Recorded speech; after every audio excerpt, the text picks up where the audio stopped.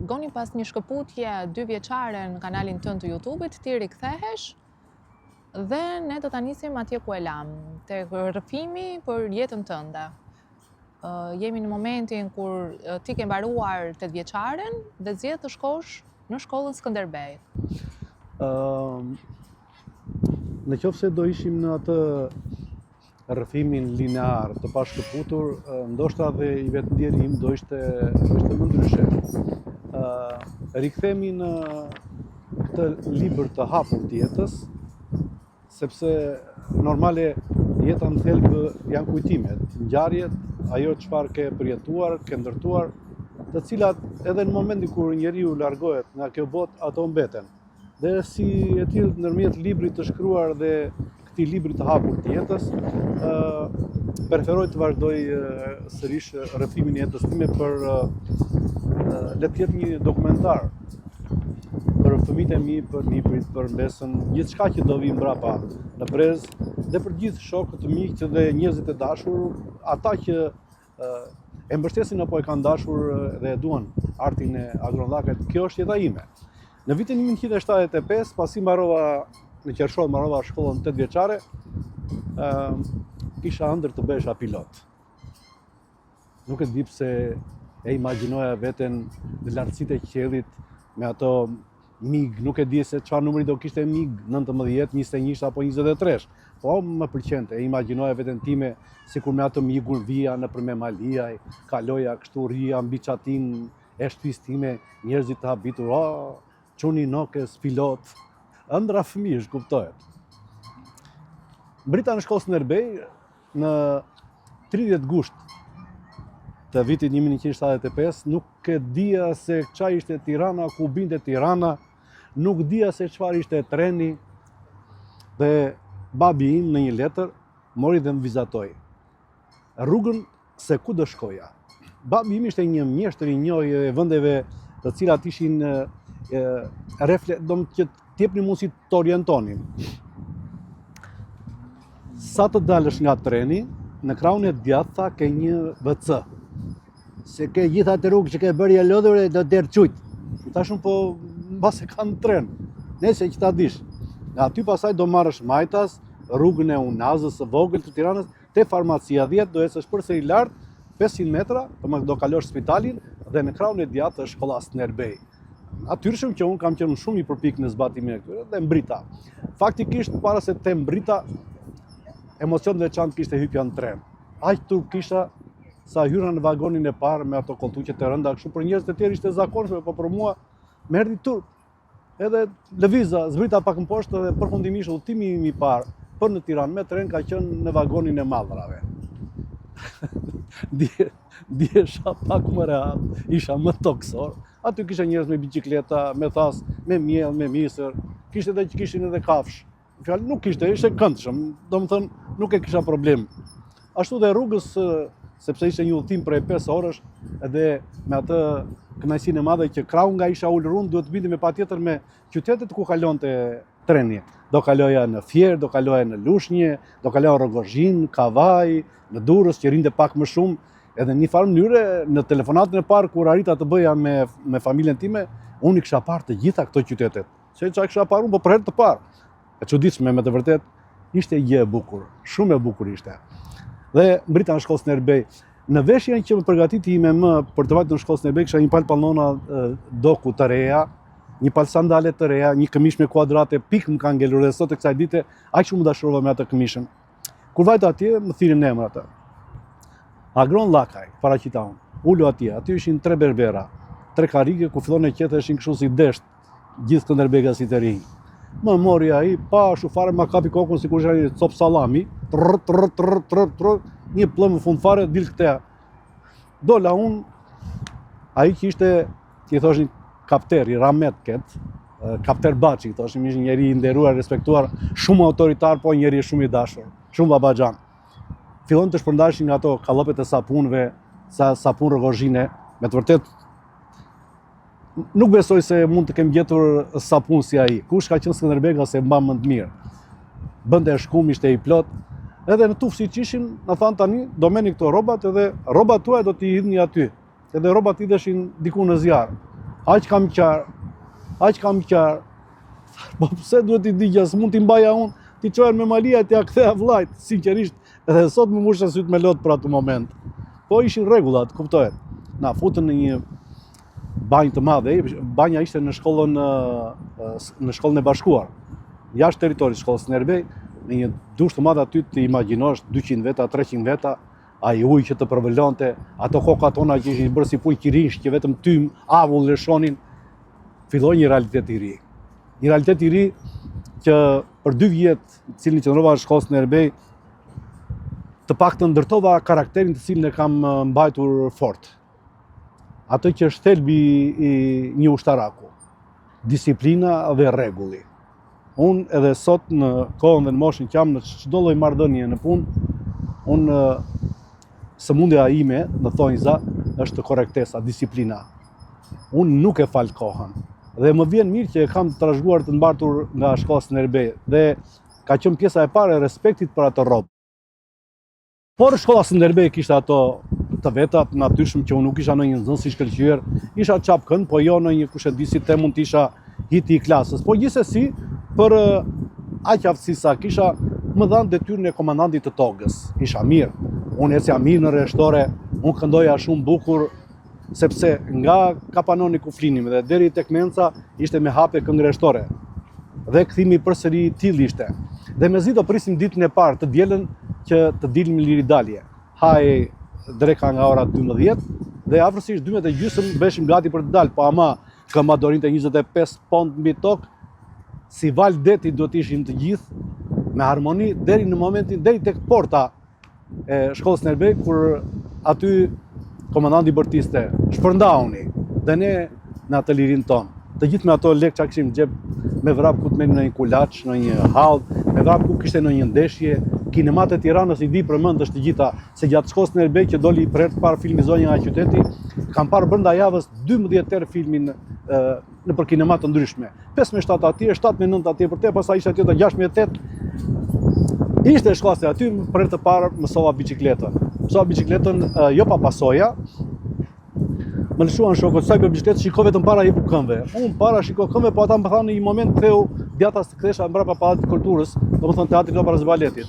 Aty i mbeta atyre shkallëve, biçikleta në një krah tjetër unë me një gërvishe me një, po thonë se sporti ja kështu mësohet, edhe me një goditë të lehtë. E mësova biçikletën dhe në gjithë aktivitetet në shkollë, në ato që ishin kryesisht me karakter sportiv, shquesha.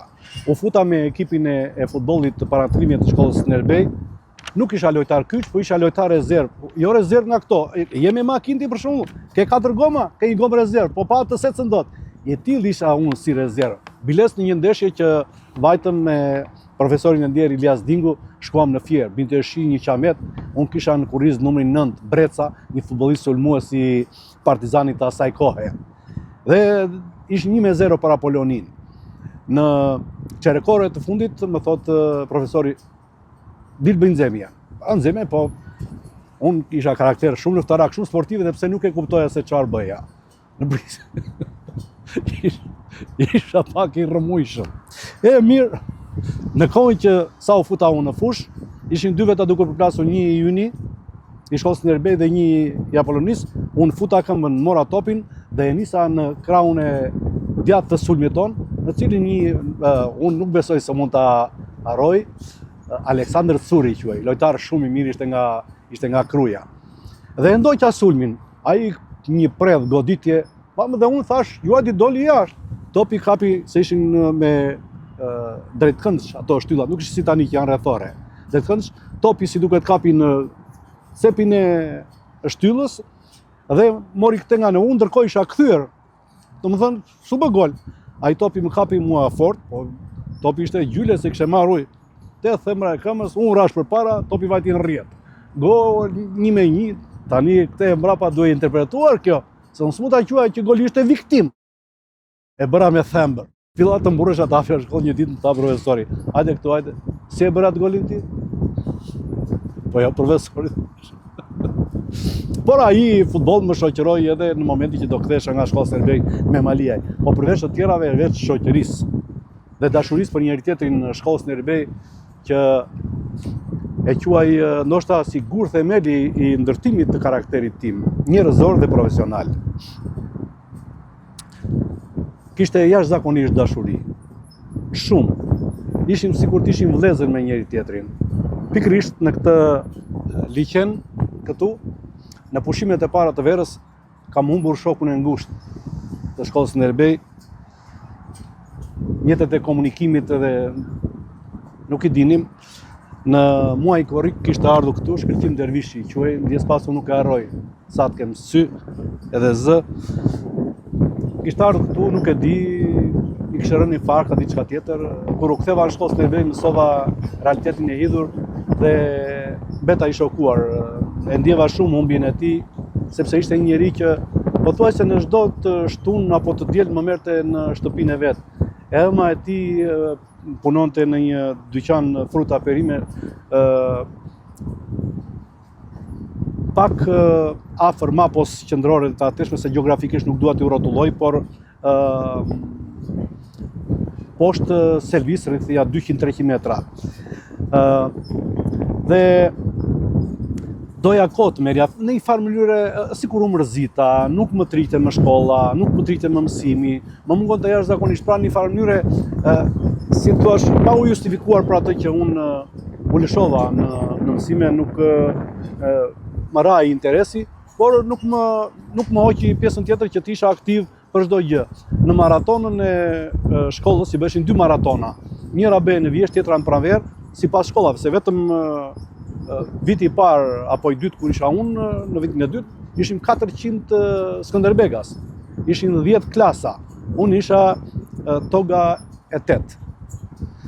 Dhe në maratonën e parë që u bë, ishte nga shkolla Skënderbej, dilje tek fusha e Beksave mbrapa, varri i Bamit, shkoje deri në Burore, kthim përsëri kino studio, zbritje tek medreseja, shkolla, domethënë shtëpia e partisë, kthimi për shkollën Skënderbej. Unë dola kampion i Vjeshtës, tani po e them kështu se pa dashur kam filluar po bëhem si gjatemja, po i dyti mund të ishte një 500 metra mbrapa. Dhe kur erdhi, po merja 50 leje, nuk ishte pak, me shpërblim. Kur erdhi maratona e Pranverës, përsëri unë isha i pari. Por në momentin kur tek Unaza, kur futesh për nga shkolla Skënderbej ose tek spitali i fëmijëve, rrugaç, delte spitali i fëmijëve, pediatrisë apo i neurologjisë, duke vrapuar natyrisht që lodhja bënda të vetën, unë ndjeva mbrapa hapat e një shoku. Nuk ishte i tokës time ai. Duhet ta kishte emrin Neshat, me sa e kujtoj, po se Toza, nuk e di, mbi emri se Neshat Toza shkrimtar, por mund të ketë një emër mund ta kenë dhe mbi emër mund ta kenë shumë njerëz. Edhe e ndjeva që me ritmin e tij ai po afrohej. Ai po afrohej. Thash mos agron ta mori vendin e parë. Dhe çfarë bëra në kohën që po afrohesha dhe ndjeva atë që po vinte afër, bëra një sikur u pengova në një gur, në gjë u rrëzova. U rrëzova aty, ata të tjerë që na shoqëronin, ngriu, çovu, po e doli ai kampioni, tha. Kampion vërtet Neshati, por realisht është agroni. I mora unë dordokitet, e mora dhe 500 leje.